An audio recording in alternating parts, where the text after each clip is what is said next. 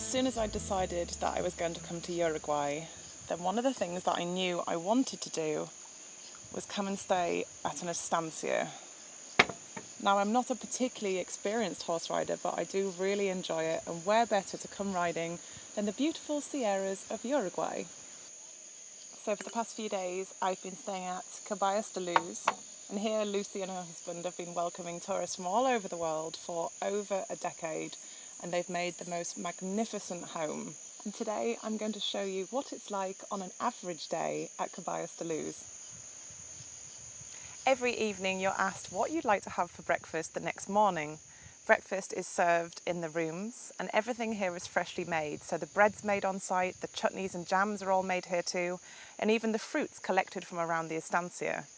It's an absolutely gorgeous place to have breakfast, surrounded by the fruit trees, including wild kiwis, apples, and even lemons that they use to make the fresh lemonade.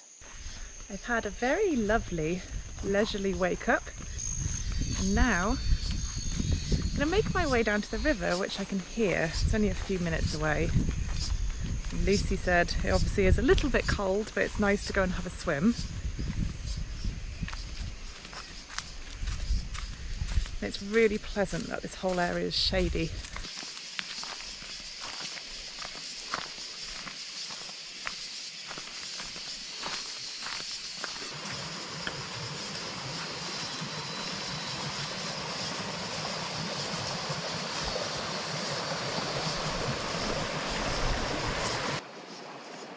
This is just absolutely picture perfect. I knew that we were near the river. Lucy said it was only a couple of minutes walk, but I did not expect it to look this gorgeous. Mini waterfall and little plunge pool there. And then on this side, lovely and calm, palm trees and a rope swing. This is absolutely heavenly.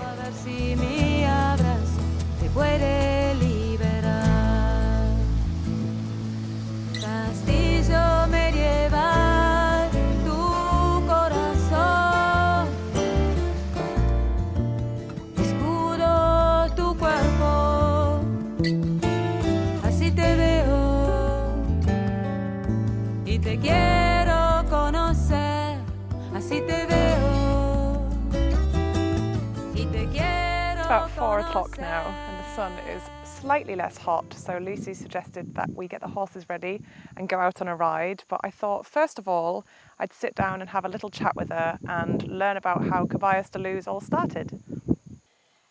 I believe I did travel a lot and I really thought I would never stop to travel. I was so comfortable on the road, in trains and everywhere.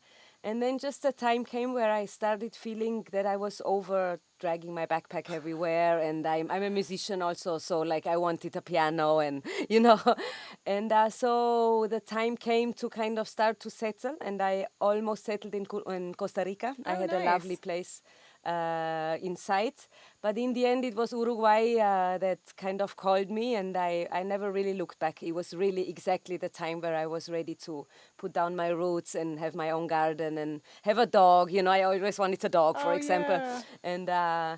and just have my own horses and keep them, and not to have to buy them and sell them. So it was perfect timing for me. When you first moved here, how much was there to do? Or were you Oh, starting completely from scratch? Oh, everything. I don't know how much you've been filming, but everything you see around my house, we built, we planted, we fenced. There was nothing here. We had to do the water lines. It was a few very intense years, beautiful because all the beginnings, all such beginning, there's such magic in it. You plant your first 5 fruit trees and your first foals are born and you build a corral, and there are so many like dreams that you are manifesting because suddenly you have all this space and all these ideas. So it was a really magical time. And also when I look back, I like almost want to faint as how much work it was, just like, things breaking down. And I was not really prepared to settle. I knew how to build a tent, but then even... You learn on the job, Exactly, you learn much more about machines and hard work than you ever thought you would. What kind of visitors do you normally get here? What's your typical... There's like pre and post COVID. But usually, let's say everything's gonna go back to normal. So usually we work mainly with foreign tourists. So they would come from Europe, mainly from Central Europe, like Germany, England, I'm not sure if that's Central Europe, probably not, the Netherlands. And then from North America, from the States and from Canada, there will be like the big bulk of guests. And then some freak guests we've had people from Japan and from China. And A nice mix then. and it's been really interesting. And slowly we are getting more like Uruguayans in and people from Argentina and Brazil. That's nice. I think they're a little scared about the vegetarian kitchen. I Really? think that's the I suppose main. they're used to the asado. I know. This is changing because also in the last 15 years we've seen a lot of change, even in the restaurants in Montevideo, and there is like starting to be a demand for this. But when we arrived here, we had people call and say like, yes, I want to come, but I want my steak, and we were like, such a no. stereotype. I know. This is, but this has happened. Or the woman, she would call and she would say, I can eat vegetarian, but my husband won't come if you don't make him his asado, And so we said, well, then he can't come. Yeah, sorry about that. Yeah. So, but slowly, they're also coming in. I think the COVID story, as no one could travel for a year, so everyone also started to explore their own country. So the Sierras of Rocha, not many people knew about them, and so we are getting a little more famous also in Uruguay. So we're just getting the horses ready now and then going out for a ride. There's going to be 4 of us and we're going to head down to the river and hopefully get some lovely views of the Sierras.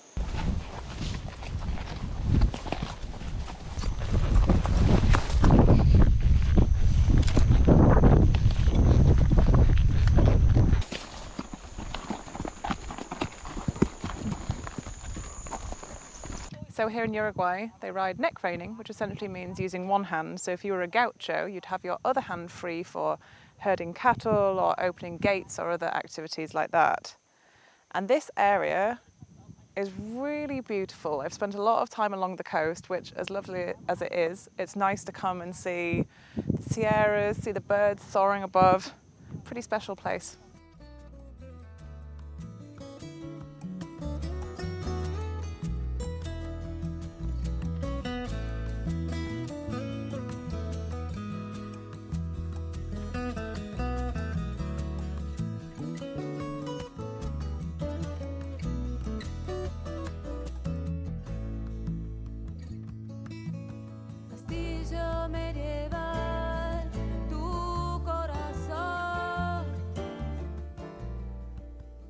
We're just approaching the river now.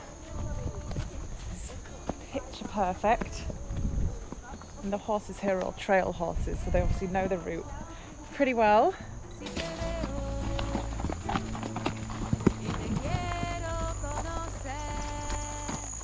Well, that was a really lovely ride up into the mountains, and now we're back at Caballos de Luz, and I'm going to be watching the sunset from this point here where the fire pit is.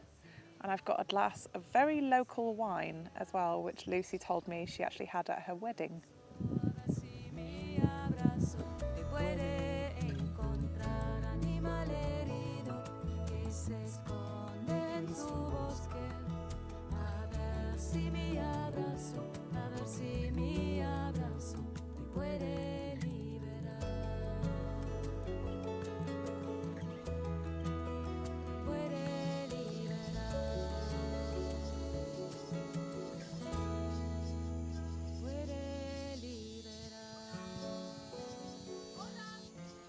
I've had a really wonderful time here the past few days at Caballos de Luz, between the hospitality, the beautiful views, obviously the lovely horse ride, and also the really tasty food. It's a very special place, and I feel like a couple of days wasn't long enough. I could definitely stay a lot longer, and I hope to return in the future.